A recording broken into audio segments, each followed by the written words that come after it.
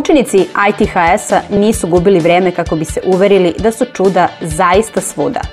Posetili su Festival nauke na dan otvaranja i našli se među 7000 posetilaca, okruženi brojnim eksperimentima i naučnicima. Sviđa mi se što ima sadržaja za sve uzraste, za sve đake, pogotovo za nas, zato što se time bavimo, zato što to učimo u školi, treba će nam verovatno.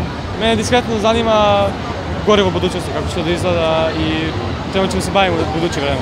Pa da pogledamo razne eksperimente, da vidimo kako se to nauka razvija u današnje vreme i da povežemo naše učenje sa naukom. Časovi nisu samo u učionicama i veoma je lepo što možemo da posetimo ovakvu manifestaciju i što nismo stalno u školi. Sada već tradicionalnu posetu Festivalu nauke obeležilo je mnoštvo zanimljivog sadržaja.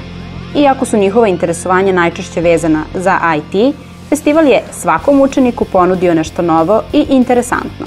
Ono što je različito ove godine to je da imamo neuronauke koje su dosta zastupljene, tako da je to nešto što ranije nismo imali i mislim da će to biti zanimljivo posetiocima. Naravno, robot, robotika uopšte i mislim da kogod dođe, možda i sa jednom idejom da dođe, sigurno će naći još neke druge stvari koje će ga zanimati ili će barem naučiti nešto novo što ranije nije znao o tome. Teoretsko i praktično znanje koje učenici stiču u ITHS-u svakako je najvažnije.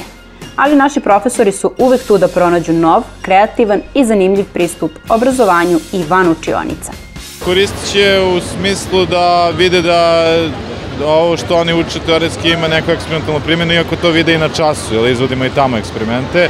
Ali znači uvek da se vidi još po nešto, da se vidi još nešto zanimljivo, da se na još neki način zainteresuju đaci, da vidi da su te stvari zanimljivije nego što im možda na prvi pogled izgleda. Festival nauke je i ove godine ispunio i premašio očekivanja učenika. Shvatili su da se misterije nauke mogu videti i bez teleskopa, jer čuda nauke su svuda oko nas.